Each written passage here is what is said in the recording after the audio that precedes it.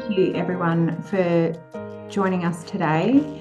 For those that don't know, my name is Olivia and I'm the CEO of Parkinsons Australia, and it's my honour to hold that position. I'd like to acknowledge that I am meeting today on the land of the Kaurna people, which is on the plains of Adelaide. And I also want to acknowledge that a lot of people are meeting on all of the different lands today. And so I pay my respects to elders past, present and emerging. And I welcome any Aboriginal or Torres Strait Islander people here today. Thank you for joining us. So Parkinsons Australia has commented on the use of paraquat in the past. After the release of the Australian Story ABC TV story that people might have watched, which the ABC did consult with us about, we launched the Ban Paraquat campaign the very day from Parliament House. The Ban Paraquat petition on change.org has over 16,000 signatures and continues to get signatures every single day. So when I check it, there are signatures every hour. We put in a submission. The APVMA opened its submission process on the use of paraquat in Australia. And our submission was endorsed by the Neurological Alliance of Australia, which consists of 43 organisations representing neurological conditions across the country. There were other submissions, of course, both pro and against. But I think people have become more aware of the worldwide concern regarding the use of paraquat and the association with the increased the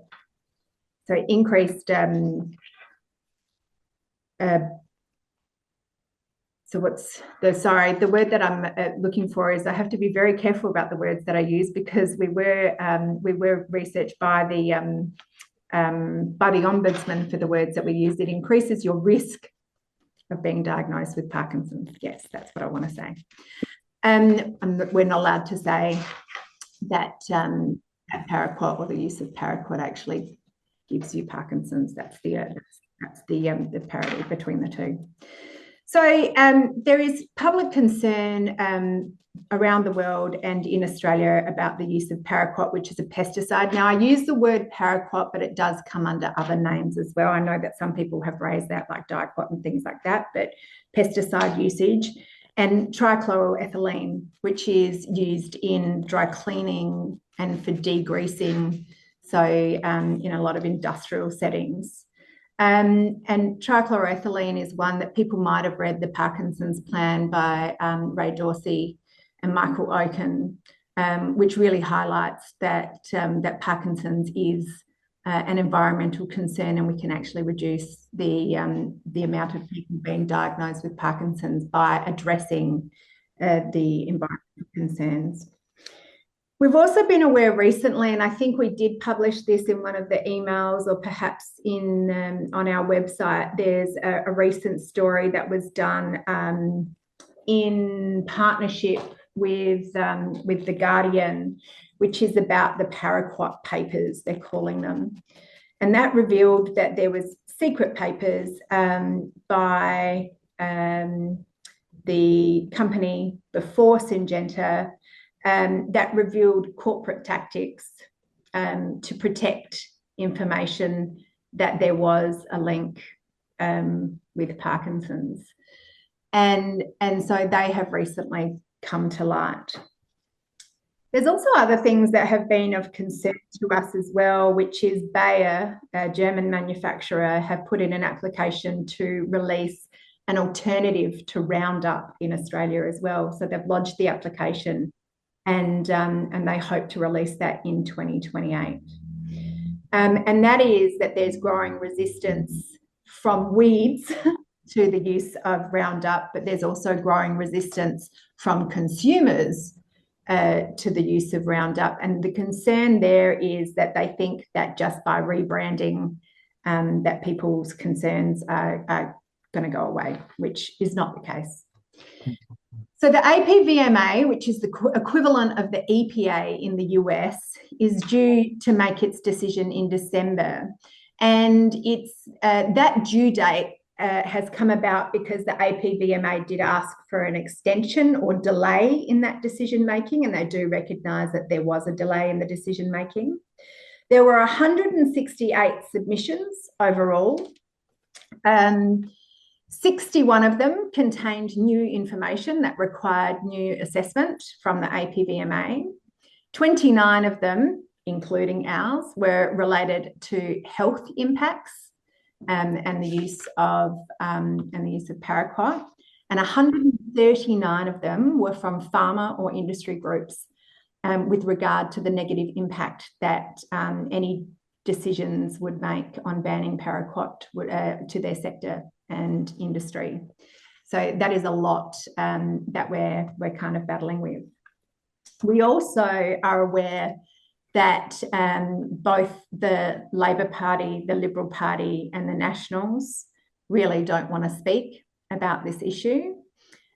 We do know that Senator David Pocock, who is a supporter of Parkinsons Australia and one of the co-conveners of our Parliamentary Friends group, is much concerned with the use of paraquat and very much in support of the Ban Paraquat campaign.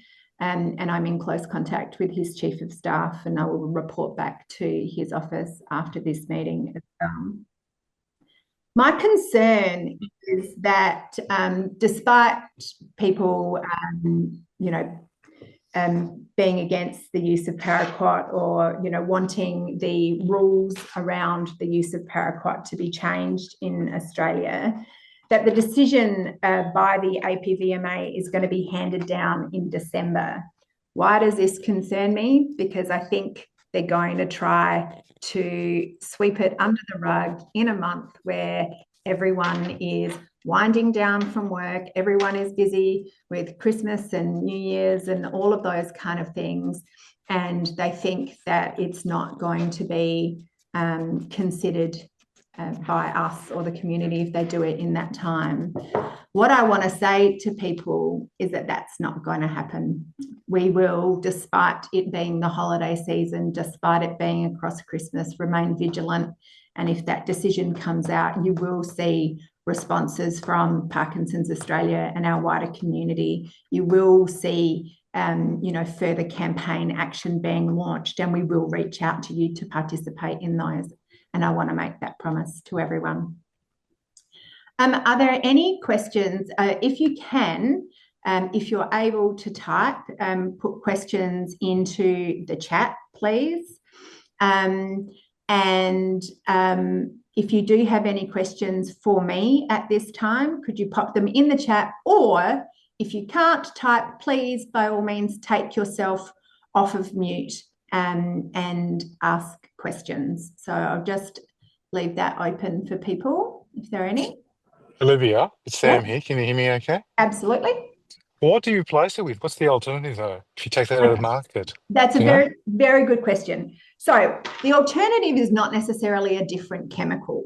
What we are proposing is that there, and David will talk more about this in his presentation, because the current WA Australian of the Year is a farmer that is very active in helping farmers change their practices. And there are practice changes that can take place that doesn't affect the yield at all as well. And so what we are proposing, because we don't want anyone to think that we are anti-farmer. That is absolutely not the case. We don't want our farmers getting sick so that they can produce food. And so we propose that the government offers assistance to any farmers, both monetary and information, offers assistance to farmers that want to change their practices. And so that's what we're proposing, okay? Oh, okay. Thank you. Is there anyone else? No? Okay, then David, I'll invite you to share your screen and take yourself off of mute so you can do your presentation. Thank you.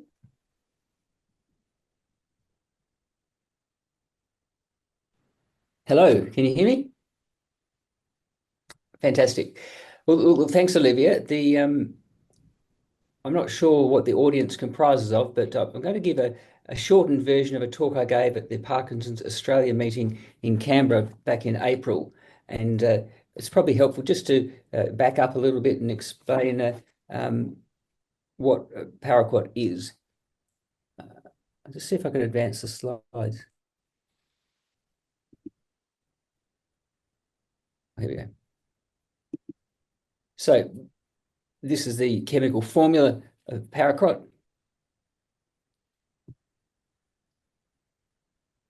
The way that paraquat works is probably the main crux is on the mitochondria, and people in the audience may have heard of the role of antioxidants.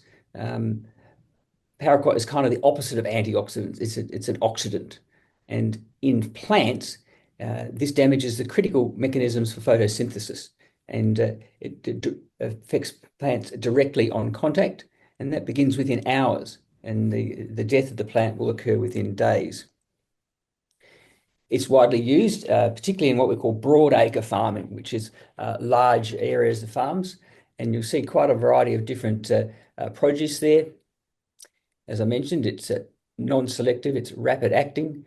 It's particularly being used where weeds have become resistant to other chemicals such as Roundup. One of the things that it enables farmers to do is actually place the seed on the ground without having to till it in and disrupt the surface. And this has reduced the workload required for farmers, and has, since it was introduced in the late 1960s, has increased the yields. We know acutely that even a small amount of paraquat is terribly harmful, and the EPA of the United States, this is the emblem in Spanish and in English about 1 sip can kill. So this is actually on the EPA website. There's no antidote for acute mortality, for acute exposure. There have been some tragedies, particularly in Asian countries, namely Sri Lanka, where a number of children have died by accidentally ingesting paraquat. There's a big move in the Indian subcontinent to ban it as well, because they've had safety issues there. Interestingly, in Korea, it's become a favoured method of homicide. So apart from the acute effects, we're focused obviously more on the chronic effects of low dose amounts over a longer period of time. It's not just Parkinson's that has implications, it's these other fairly significant conditions. This is a picture of me. My personal interest has been stimulated by the fact that as a child I spent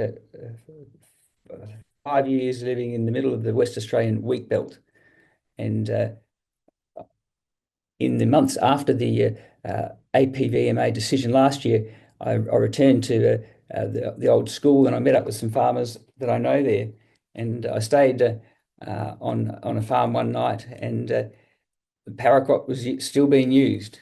There are large 1,000-litre containers, and I had a look around the shed, and someone's put paraquat into this grubby old leaky tin. So it's still being used. Olivia talked about the issue of causality. One of the troubles with pointing the finger directly at paraquat is that it comes amongst a mix of other exposures. So there's a recent journal article about the risk of living within close proximity to golf courses, and I have lived within a golf course for about the last 35 years, and I'm a keen player myself. And when I was in Ireland a couple of years ago, I was playing in a golf tournament for people with Parkinson's, and bizarrely, in the middle of the round, we had to stand aside while they sprayed the fairways. Here's a picture not 100 metres from my front door about the local council using glyphosate. So it comes amongst a mixture of different things. So there's data from various different lines, including animal experiments, where the animals have been exposed to paraquat. And it's interesting that the exposure by breathing in has led to damage in the areas of the frontal brain, which lead to loss of sense of smell. Some of these studies have been criticised for not representing the way that paraquat exposure occurs in humans. And that's a point that the ABPMA made in their most recent review. There are also quite a number of epidemiological studies that have noticed national and regional differences in Parkinson's disease. And a Canadian study started the ball rolling. Towards the end of the 2010s, there were a series of meta-analyses published that grouped together piles of smaller studies indicating an increased risk of being diagnosed with Parkinson's disease. Some of those studies have been criticised by the fact that they relied on surveys, which relied on people's memories, which may or may not be accurate. A key study was published early in 2004 from a group of researchers in California, where the prescription of paraquat is very carefully documented. So anyone who's going to be using paraquat on their property had to report it and how much they used. And they were able to determine the pounds of paraquat per square acre. They then linked this to how close people were working and living to that exposure. And the stunning finding was that they were able to determine that the risk of Parkinson's was clearly increased in people who live within 500 metres of where paraquat had been used, even though they were not directly involved with it. So if you happen to live near a place that had been sprayed, your risk was dramatically increased.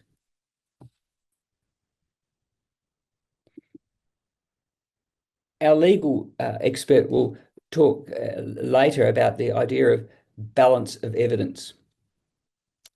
The article I just mentioned was accompanied by an editorial led by the famous Bastiaan Bloem from the Netherlands, who's been one of the world's leading Parkinson's neurologists, who's had a great interest in toxic exposure as being implicated in Parkinson's.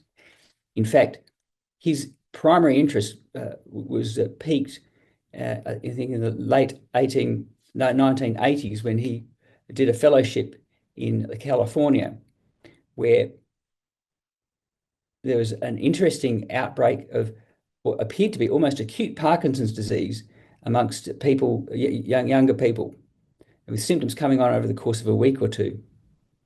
And what they found was that they'd had a faulty batch of intravenous pethidine as an overdose, and the underlying chemical that was causing the neurological symptoms looks almost identical to paraquat.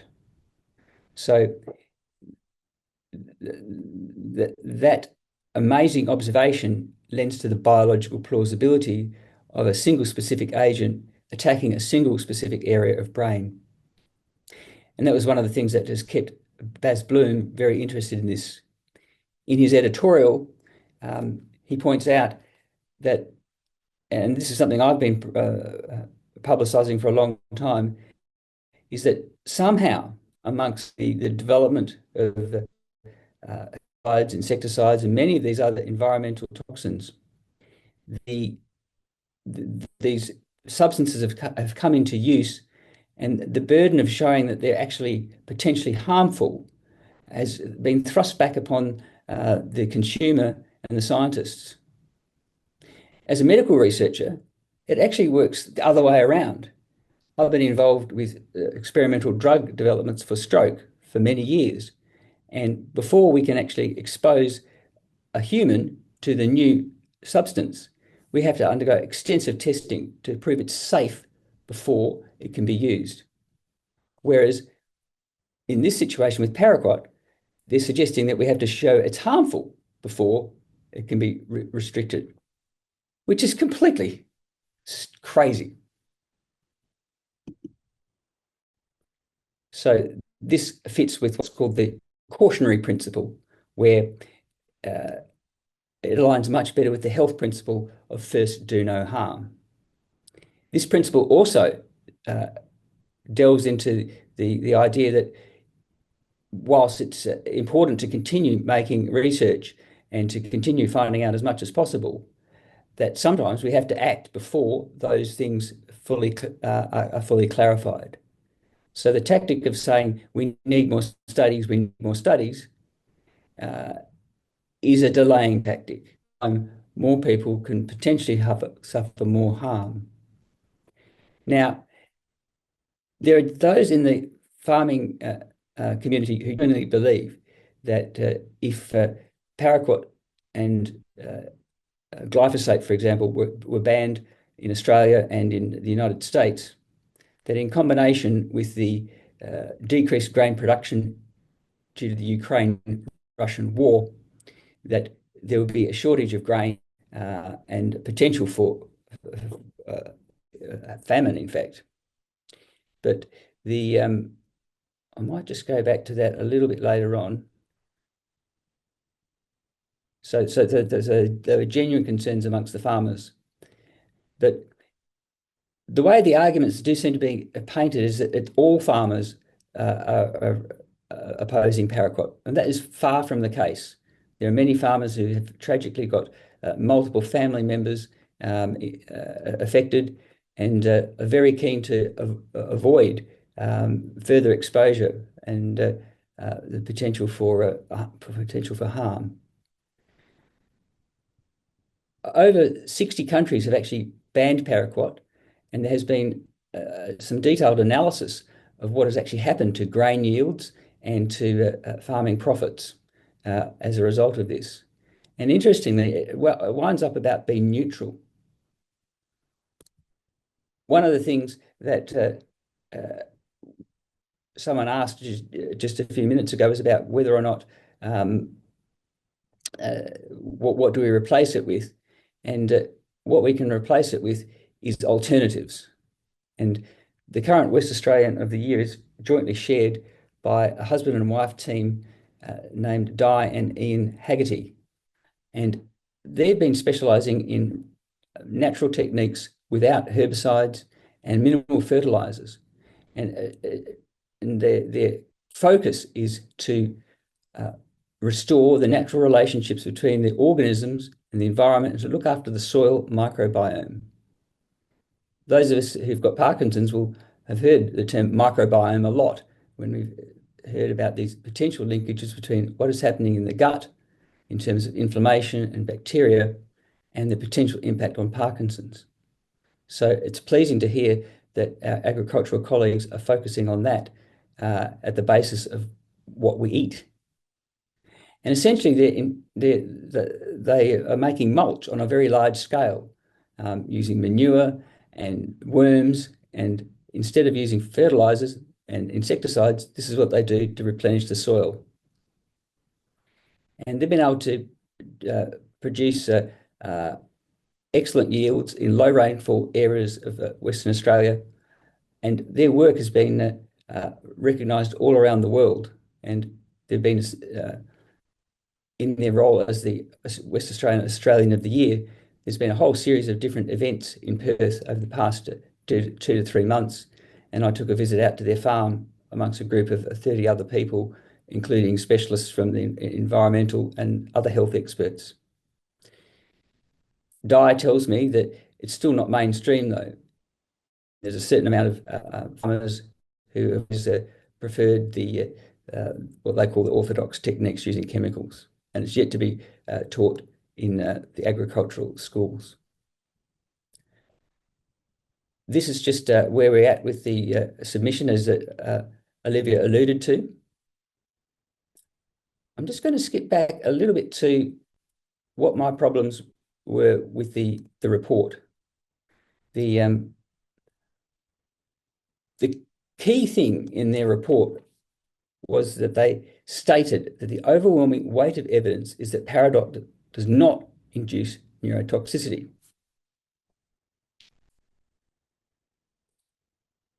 Grammatically, they can't use the word overwhelming because, as I've demonstrated, there is a whole series of different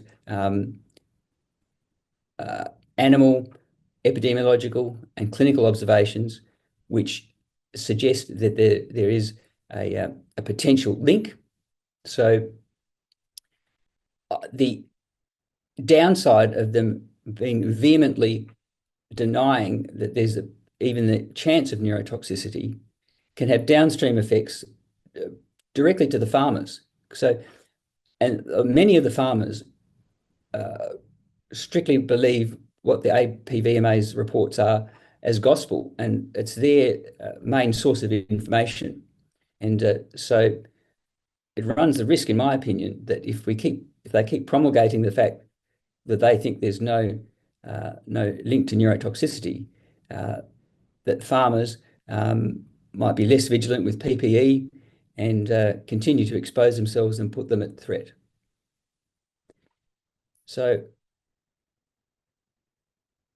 I had made I've been on this bandwagon since about 2021, and about the same time as Ray Dorsey was starting to appear in the literature.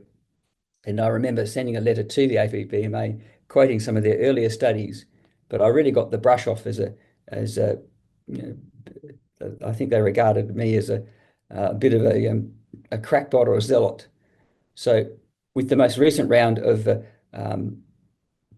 submissions, I actually garnered support from many of my West Australian colleagues. In fact, the majority of my West Australian colleagues. We got signatures from the highly prominent people such as Baz Bloom, Ray Dorsey, and Michael Okun, and we made our submission much stronger and firmer. And so it's coming from really the leading experts in global health regarding environmental toxins and Parkinson's, and the leading local associations. So what I would like to see is that we continue to forge forwards regardless of the APVMA decision. I think that there are two ways we can approach this. There can be a carrot approach with a carefully staged, planned approach, not a sudden ban, with economic support, as Olivia suggests, for making those changes in agricultural practices. And already the Australian grain is regarded as being dirty and on the nose. The UK and the European Union are really looking for alternative suppliers, and the value of our grain will actually decrease if we continue to use paraquat and other toxins. So I think the incentive approach will probably be one way to pursue things. I guess the stick approach is legal pressure, and I hope we'll hear more about that from our Shine Lawyer representative.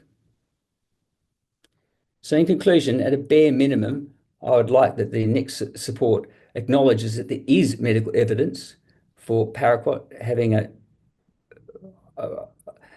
I hesitate whether I should use the word potential, but a causal role, and alert frontline workers to this risk.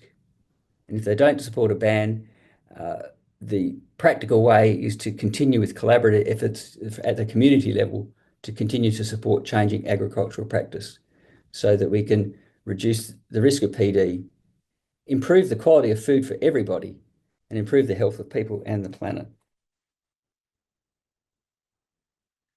So let's proceed anyway. It's my conclusion. Thanks, David. Thank you very much. For those that don't know, David is a neurologist and a board member of Parkinsons Australia. And there's just a couple of things in the chat that I want to address. Yes, paraquat is made in the UK, but banned in the UK. Syngenta is owned by China, but it's also banned in China. There is a few comments about the use of PPE. What we do know, especially from the ABC story, was that farmers weren't using PPE when they were using paraquat as well. And so people were saying that the use of bra cup paper respirators will not stop inhalation. Very true. And then there's just a few personal stories on there as well. Those of you that remember, I'm going to show my age here, is at the Parkinsons Australia conference in 2015, Dr. Carly Tanner was one of our international guests, and she first started speaking on her research way back then about toxins in paint and paint strippers and things like that, and the effect on Parkinson's. We were asked then to speak publicly about that, and one of the former board members of Parkinsons South Australia, who was a professor in the area of Parkinson's, did so, and as a consequence, had physical and verbal abuse from people in opposition. So that was a bit of a scary time. Now, when we launched the Ban Paraquat campaign, similarly, I did receive emails and phone calls that were quite abusive. But I don't think that this is the time or the place to be backing down from this. The next speaker I'd like to introduce is Craig from Shine Lawyers, and he will present to you the class action that and also speak about what's been happening overseas with class actions and then what will happen in Australia. Thanks, Craig.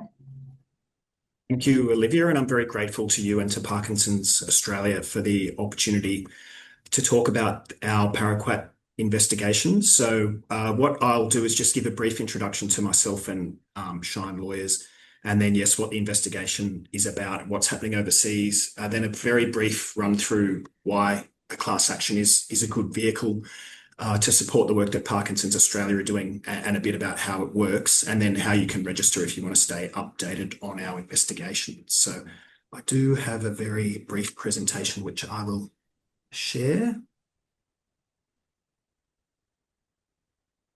So I'm the joint head of Shine Lawyers Class Actions Practice. We've got about 70 lawyers. As you can see on the slide, we've achieved over $1 billion in settlements for group members across all kinds of class actions. And in particular, we've done class actions around chemical contamination and medical product liability and drugs causing health effects. And I most recently led the settlements of our PFAS contamination class actions, which were basically contamination of land from the use of toxic firefighting foam around air bases throughout Australia. And through visiting rural communities, through that work, I became aware of, it was just one of an array of health concerns for many regional communities. And that in part led to our interest in paraquat and its health effects. So I will get on to the investigation itself. So earlier this year, we announced that we're investigating a class action in relation to exposure to paraquat being linked to Parkinson's disease symptoms. As you would have seen on David's slides, obviously the most well-known paraquat product in Australia is Gramaxone, marketed by Syngenta.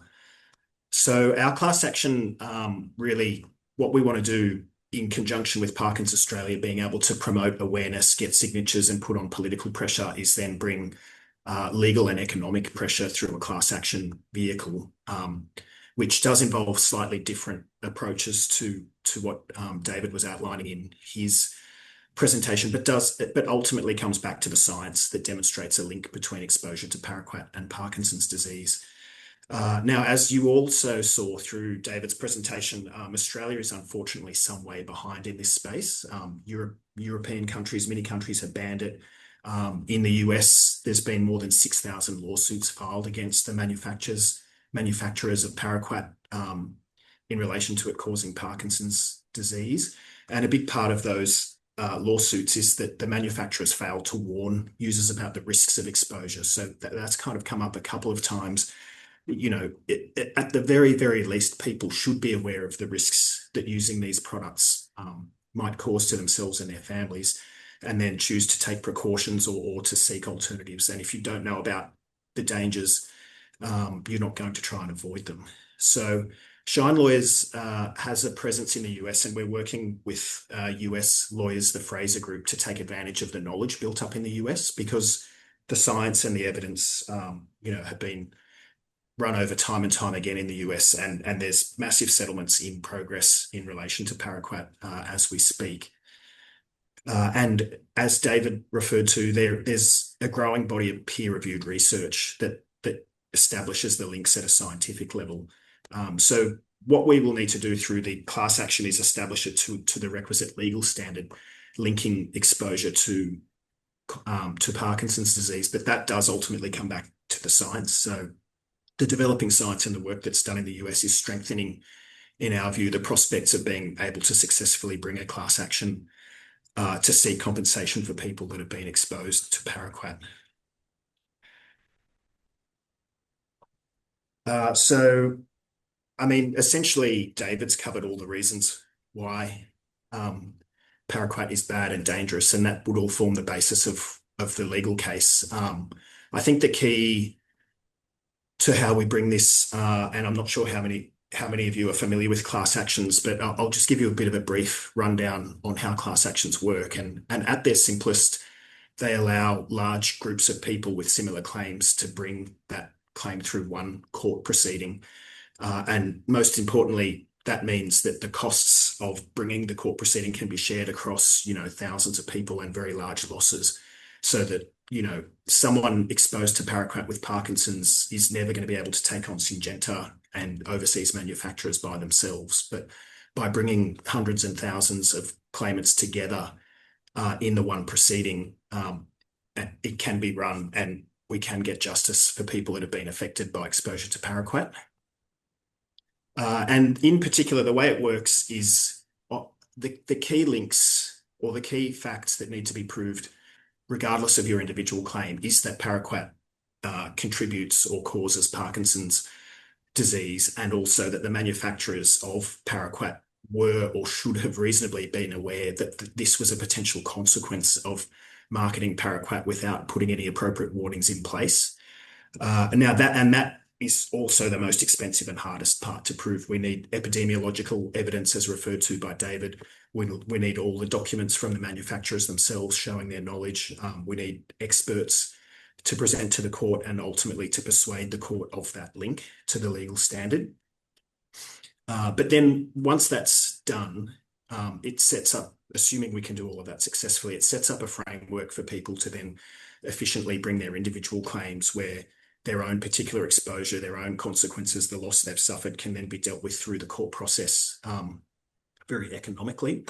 So, and of course, the other obvious strength of bringing it as a class action is it's a statement to the manufacturers that people have suffered loss and that they want redress from the manufacturers. And so if you've got tens of thousands of people signed up to that type of class action, you can see that it can be very persuasive in changing manufacturer behaviour beyond just achieving compensation for those that have already been hurt. And Roundup, it's still a developing area, but it is a good example. The Roundup class action was brought in Australia. It was actually unsuccessful, but the constant development of the science and the constant class actions being brought in every jurisdiction is forcing the identification and use of alternatives. And at the very least, hopefully an awful lot more people are aware of the risks of using Roundup than they were before that class action.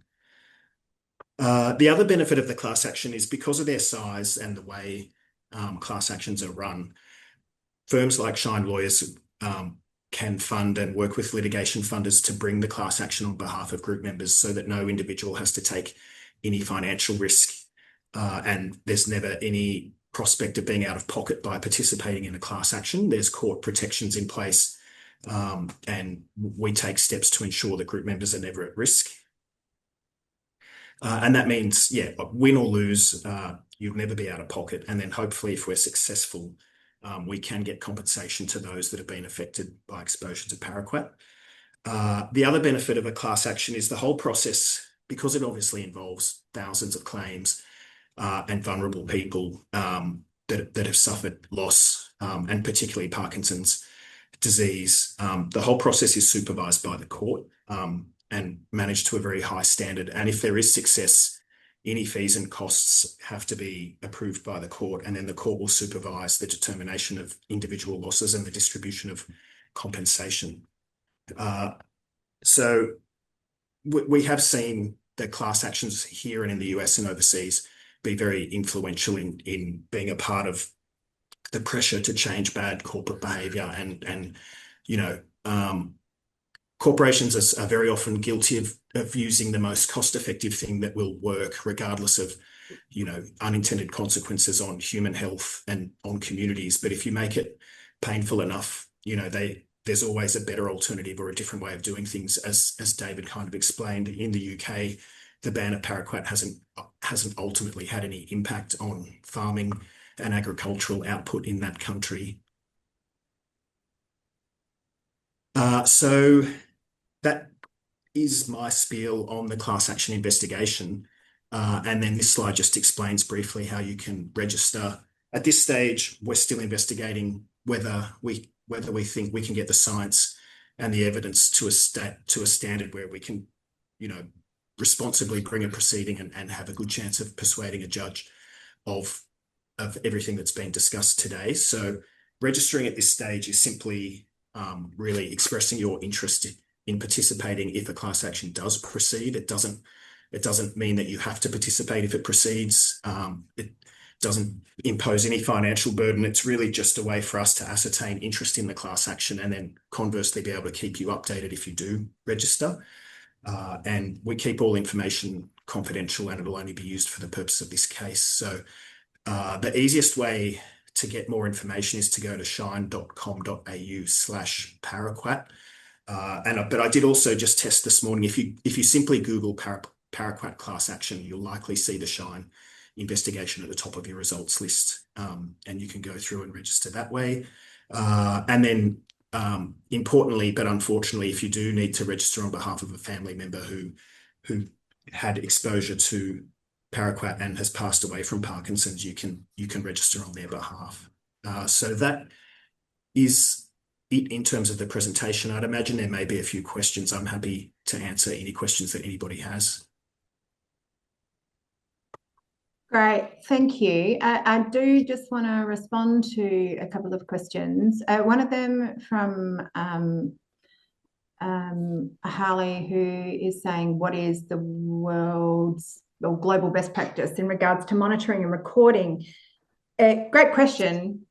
And that is in APVMA guidelines, so follow directions on the label strictly, where monitor weather conditions, use calibrated equipment and making sure your equipment is up to date, mandatory PPE.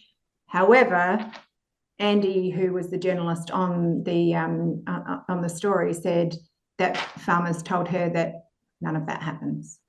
It also doesn't address a point that was in David's presentation, which is that people that weren't working directly with paraquat but lived close to where it was being used also had an increase in the diagnosis of Parkinson's.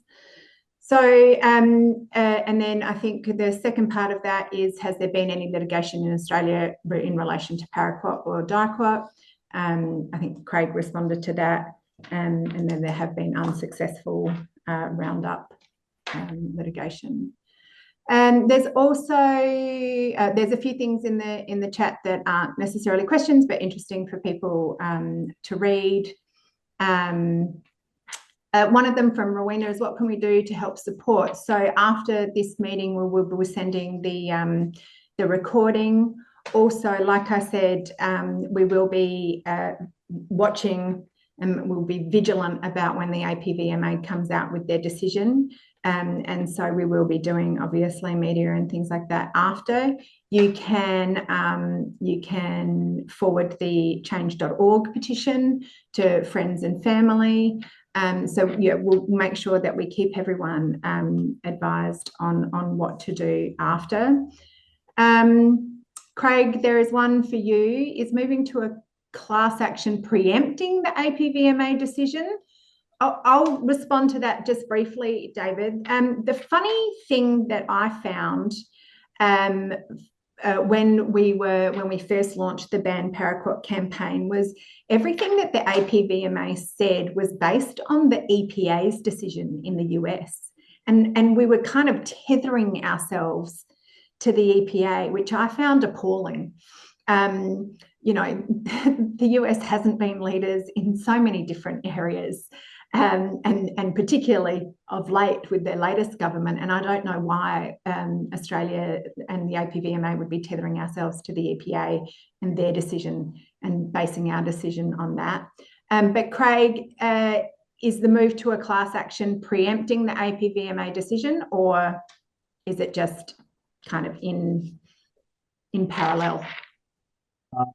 It's a very good question. I would say it's in parallel. I mean, one of the benefits we have through the class action vehicle is we can do our level best to persuade an independent judge of the risks of the use of paraquat and the loss that it has caused. And then the manufacturers will do their level best to convince the court that that's not the case. So it's an open, independent forum where people can ultimately see the evidence advanced, and it's not hidden. Let's not say hidden, but it's transparent versus, and I'm not saying the APVMA is not transparent. I don't want to say anything to cause trouble, but it can be hard for everyday people like us to understand the decision-making processes that go on within the regulators. So the court would have regard to the current guidance from APVMA as well as overseas regulators, but ultimately we get the chance to demonstrate, regardless of those, that the science establishes the link. So it's an element, but it's best described as in parallel rather than us preempting that. Excellent, thank you. Josie, I believe that Parkinsons New South Wales has a statement on their website about it, but I'm not sure if they're actively involved in the campaign.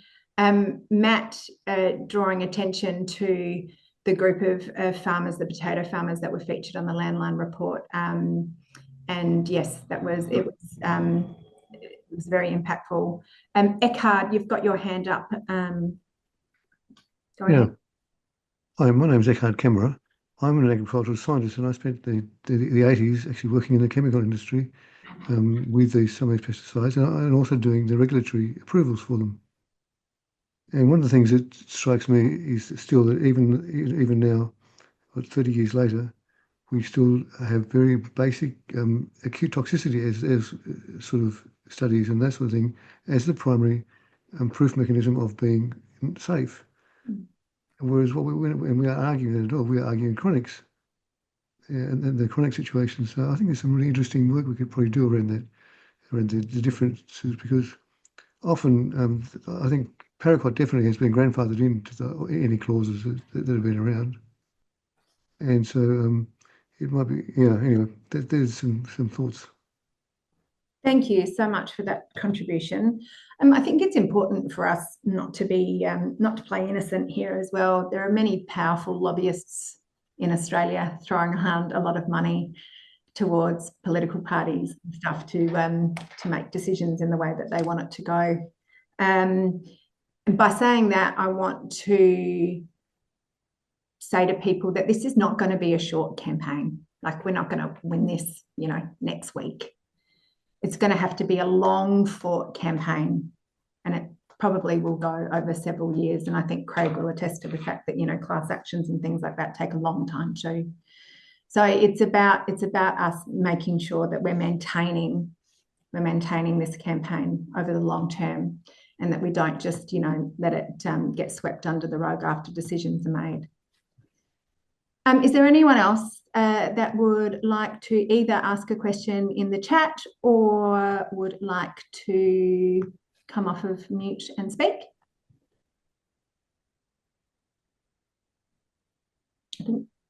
Is someone down there trying to...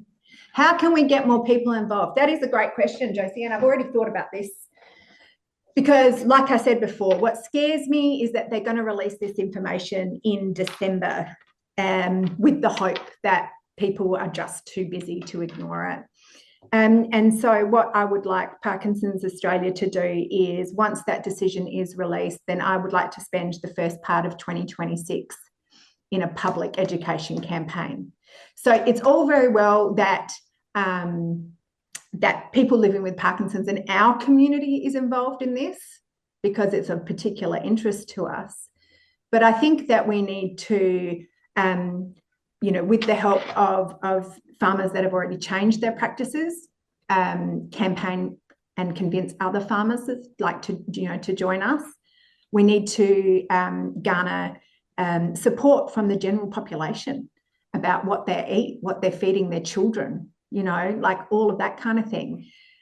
People that are exposed through, like David said, living near golf courses, council workers that are, forced to use spray and perhaps aren't even aware of it. So all of those kind of people. So a general awareness campaign in the first half of 2026 to actually highlight the issues around this, not just to the Parkinson's population, but to the wider community. And we will need all of you to be involved, and all of you to support that campaign as well. I'm just looking at the chat. Is there any other questions or anything else there? Yes, the roundtable will be posted. Harley, we are recording. We'll probably do a transcript of it as well. We'll do a synopsis of next steps too, in conjunction with, David and Craig and ourselves. And what we want to do as well is have another roundtable in the new year to follow up on this issue, especially if the decision is released by the APVMA in December. Olivia, I saw a question about the evidence required to participate in the class. Thank you. I missed that one. That's no problem. And it's hard to say at this stage. I mean, obviously the primary criteria for eligibility is Parkinson's disease or evidence of symptoms of Parkinson's disease. And in terms of specific evidence, the way class actions work is we'll request certain information to allow us to get an idea of what's out there, what the loss might be. But until we actually work through all of the science and either have court findings or a settlement agreed on a certain basis, it's hard to say what might be required. It may be evidence of where you lived and at what times, or it could be evidence of directly using paraquat. It's hard to say at this stage, but generally that the validation of claims happens at the end. So if you register upfront, it means you get kept informed on the process. It doesn't mean that you will automatically get loss if we run the class action and there's an outcome. At some point, there will be a framework for people to establish their claims. But given the numbers of people involved in the costs, the courts are generally very pragmatic and will be looking for, a streamlined process with provision of as little information as possible that required to satisfy the claim. So can't really be much more specific than that at this stage. And I see there's a question. I mean, we always encourage people to register early, so we've got as much information as we can. No one at this early stage is going to be shut out of a claim by reason of not registering. But if you register, you're guaranteed of getting notified if we ever reach that point. At some point in every class action, the courts will say everyone has to register their interest by such and such a date, or you can't participate and you'll lose your claim. So the best way to ensure you don't miss that notice is to register so that we can let you know directly when that stage is reached. There's one other question there. How much influence will the Australian CDC have?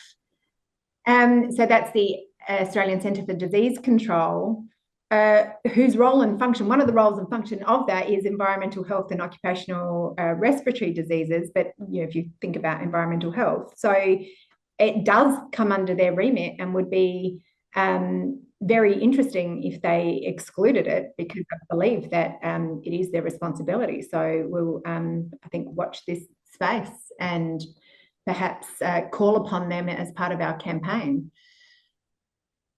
Australian Farmers Association. Yes, I mean, we have had some unpleasant interactions with the Australian Farmers Association, particularly directed at myself. Funnily enough, though, there is a split in the Australian Farmers Association because of the landline story, in the sense that the representative was not going to follow or toe the line in terms of keeping silent about it, and that she believed that she did have to support the members in her jurisdiction.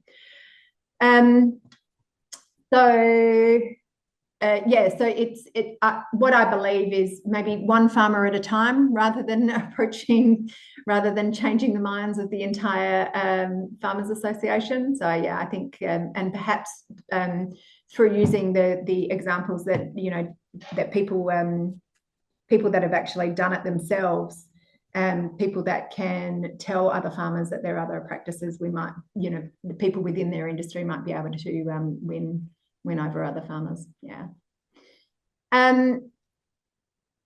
I think that is all in terms of questions. There are just a few other comments and statements and things like that. Craig, I've registered for my father who's in aged care, who's had Parkinson's for 21. Yes, as his power of attorney. Is this acceptable? Yes, I think absolutely. If you are someone's power of attorney or someone doesn't have the ability to be able to fill out a form or type or anything like that, by all means, go to the Shine page and the process for a deceased family member, I think Craig mentioned before as well, is also, you can also go and sign up to the Shine link too. So you can do the same. Like he said, the burden of evidence will come after. So just sign up to be involved in the process and what's going on. That link is there in the chat.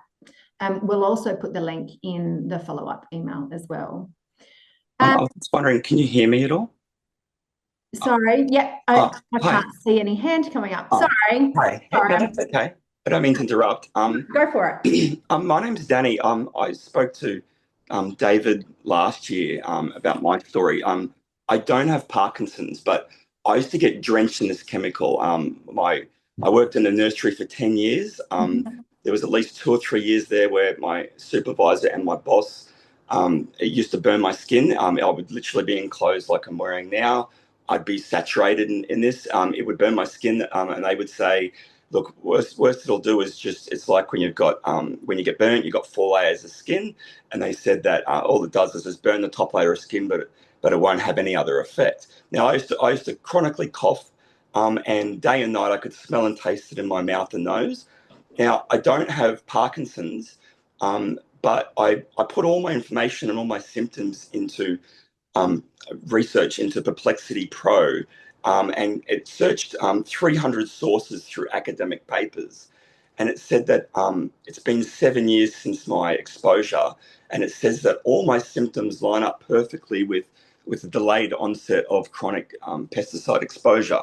So right now I'm 42, I've got chronic inflammation, I've had bursitis in both shoulders and both elbows, I've got it in my shoulder right now.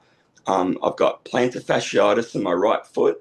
I've got carpal tunnel in my right wrist, fibromyalgia. I'm ADHD with PTSD as well. And then I've got gallbladder with gallstones issues. That's just some of the things that I can list off right now. Now, when I've put it into Perplexity and it's done its research, it's basically because I was told we would always like double dose it, and we would also put a sticker agent in with it. And the sticker agent can actually like multiple, like quadruple the effects of how toxic it is. So I've done my research with Perplexity, and it's told me sort of where to get tested. But like last year, I spoke to David, I spoke to Australian Veterinary and Pesticides Board, I spoke to DPI, Queensland Health, Poisons Hotline. And unless, you get tested with showing the chemical in your body right now, even asking my doctor, nobody seems to be able to help me. I just Googled somehow today and found this class action lawsuit, and I got an email because I signed up to Parkinsons Australia last year. Yeah. But so obviously it's unrelated. It might be I might be having to do a separate my own individual lawyer. So I think what you're an example of something that we can't be prescriptive about it just being Parkinson's. And in David's presentation, he showed that it did have other effects on people. And so thanks for sharing that with us. And whilst it might not be a part necessarily of the Shine case at this time, you know, please join us on this campaign, because we want to prevent, you know, this happening in the same way that it's happened to you, to other people in different, you know, kind of industries, like, you know, like you're in the, you know, gardening industry or whatever. So we're saying that, it's not just strictly farmers. Like I said before, the council workers, people like you that are exposed through their job and didn't have appropriate PPE and things like that. So thank you. Thank you for sharing that story. If there's not any other questions, I will close the meeting unless anyone is desperate to ask something. By all means, Please make one more comment. Sorry? Yes, absolutely. One more comment. Go for it. Yep. Shouldn't we be arguing for a safer food chain rather than just banning of one chemical? Yeah, absolutely. Which I think that, like I said before, when we do our wider awareness campaign, in particular parents, you know, that are concerned about, you know, what they're feeding their children, I think will be people that would want to know about this, definitely. So yes, we need a wider reach in terms of this awareness campaign. Thank you everyone for coming. Thank you for your time. Thank you to David and to Craig for presenting as well. We look forward to continuing on this pathway with you. Like I said, it's not going to be a short run. It's not going to be an easy campaign, and I think we have to maintain this momentum. Okay. So I thank you all for coming along the ride with us. I'm up for it. Thank you, Olivia. Thanks for bringing the great session together. Bye. See you later. Thank you.